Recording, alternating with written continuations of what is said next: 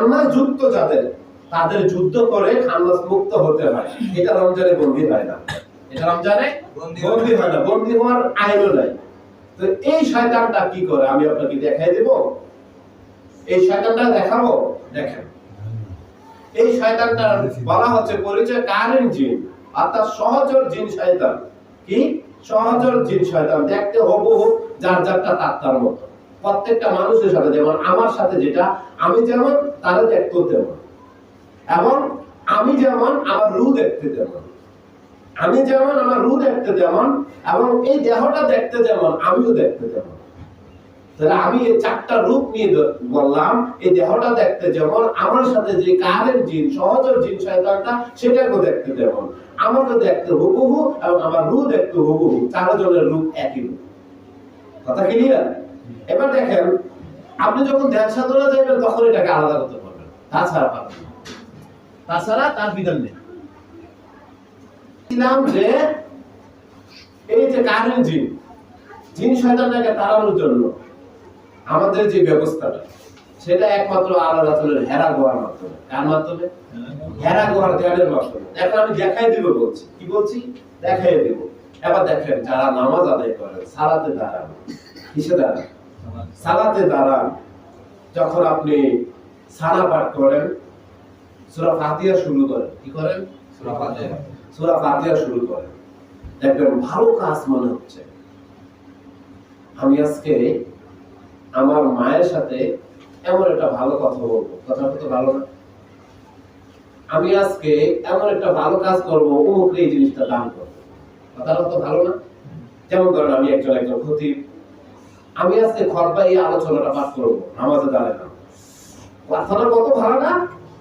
হ্যাঁ, আমি একজন ধরেন মুয়াজ্জিন, নামাজে দাঁড়ালাম, আমি আজকে আজানটা খুব সুন্দর করে সুর দিয়া আজান দিব, যেন আজানটা সবার দিনের মধ্যে লাগে, সবার শান্তি পায়, শয়তান যাতে দূর হয়। ইমাম বলবে, আমি আজকে এত সুন্দর করে নামাজটা পড়াবো, নামাজের মধ্যে বলতেছে, সূরা ফাতিহা দিকে পাঠ করতেছে, কিন্তু নামাজের মধ্যে বলতেছে এত সুন্দর করে একটা নামাজ জামাতে পড়ানো, সবাই নামাজে তৃপ্তি পেল। কথাগুলো কত সুন্দর না? হ্যাঁ, এটা হচ্ছে সহচর কারেন জিনের প্রলোচনা। অর্থাৎ একই ট্যাপ রেকর্ডের মধ্যে রেডিও আর ট্যাপ উভয় অন হয়ে গেছে। রেডিও আর ট্যাপ উভয় অন হয়ে গেছে। অর্থাৎ এখন আমি রেডিও আর ট্যাপ উভয় আওয়াজ একসাথে যখন হয়ে যায়, তখন আপনি কি করেন? একটারে বন্ধ করেন, করেন না?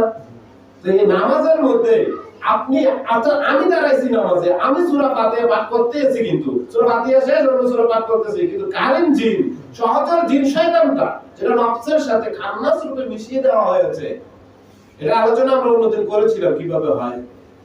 তো এই খান্নাস রূপে যে নফসের সাথে মিশে গেছে শয়তানটা, সে এই ভালো ভালো কথাগুলি এমন ভাবে পাঠ করতেছে, আমি যেমন সূরা পাঠ করি, কোরআন তেলাওয়াত পাঠ করি, কেরাত পাঠ করি, তেমনি করে সে এই দুনিয়ার কথাগুলি পাঠ শুরু করছে। এখন আমি তো বুঝি না তার কথা কোনটা, আমার কথা কোনটা, আমি মনে করেছি এটা আমারই কথা।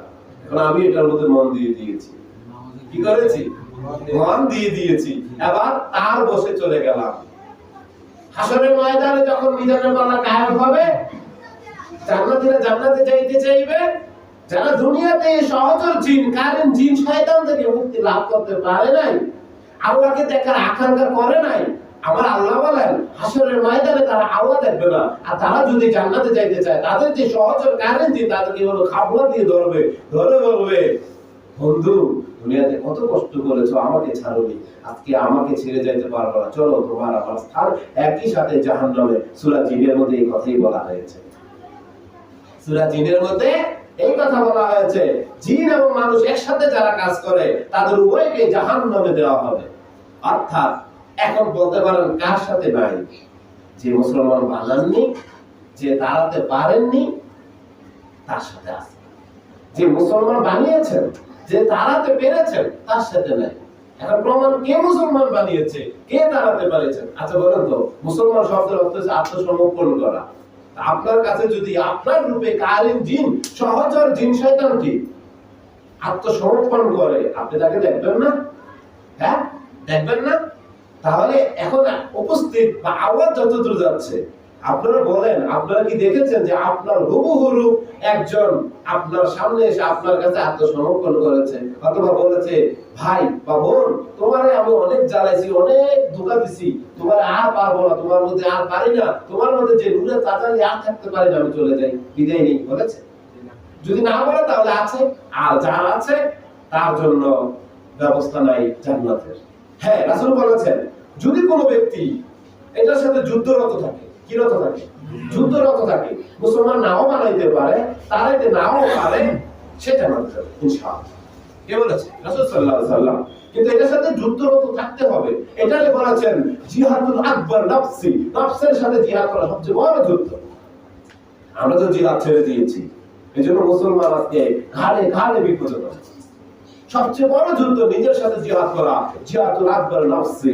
রাসূল সাল্লাল্লাহু আলাইহি ওয়াসাল্লামকে সাহাবীরা জিজ্ঞাসা করছে, ইয়া রাসূলুল্লাহ, আমরা তো যুদ্ধে আবার শেষ, আর যুদ্ধ করতে হবে না? রাসূল বলেন, না, মাত্র শুরু, জিহাদুল আকবার নফসি। আকবরী যুদ্ধ হচ্ছে নিজের নফসের সাথে যুদ্ধ করা। কথা বুঝতে পারতেছেন? এখন আপনারা বলেন, আমরা কি সবাই যুদ্ধ করি? আল্লাহ বলতেছেন, ফাওয়াইলুল লিল মুসাল্লিন আল্লাযিনা হুম আন সালাতিহিম সাহুন। ওই নামাজের জন্য ওয়াইল নামক দুজক, যারা নামাজ উদাসীন। দেখেন, আপনি যখন নামাজে দাঁড়াইছেন, কারেন্ট জিন শয়তান আপনাকে ধোঁকা দিচ্ছে, আর আপনি উদাসীন হয়ে তার সাথে মতমাতোয়ারা।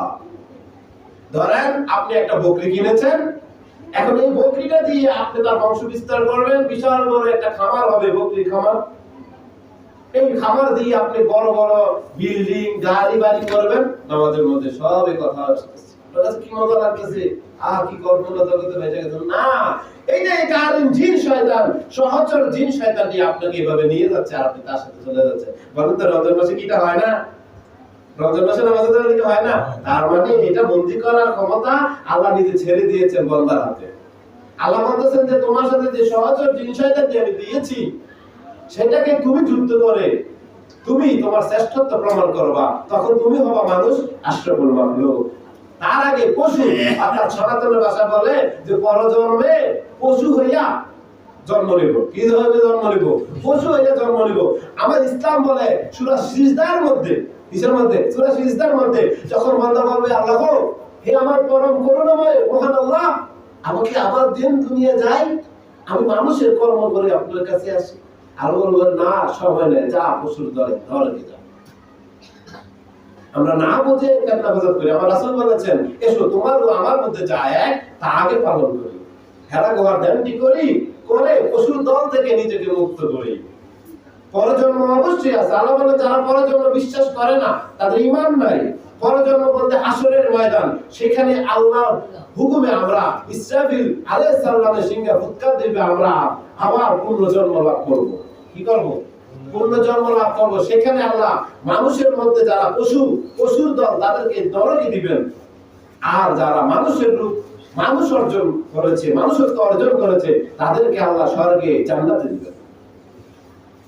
অর্থাৎ যে মানুষটা নিজের সাথে থাকা, নফসের সাথে মিশে থাকা খান্নাস রূপে জিন শয়তান থেকে মুক্তি পাওয়ার চেষ্টা করেনি, যুদ্ধ করেনি, সংগ্রাম করেনি, জিহাদুল আকবার নফসির মধ্যে লিপ্ত হয়নি, সেই মানুষটা কখনো জান্নাতের ঘ্রাণও পাবে না।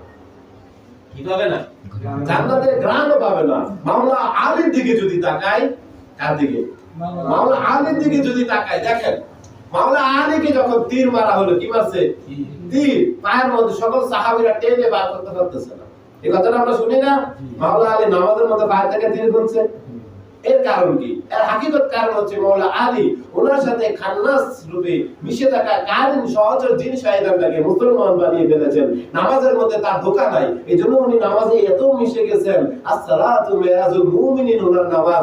এজন্য ওনার নামাজরত অবস্থায় ওনার পা থেকে ধনুক খুলে নিয়েছে, তীর খুলে নিয়েছে, উনি উফ শব্দ করে নাই, বুঝতেই পারেননি। যখন সালাম ফিরান, তিনি তাকে দেখেন ওনার পায়ে আর তীর নেই।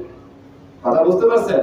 অর্থাৎ যখন আপনি বা আমি এই কারিন জিন সহচর জিন শয়তানটাকে তাড়াতে পারবো, তখন আমাদেরও নামাজ হবে, আমাদেরও সালাত হবে।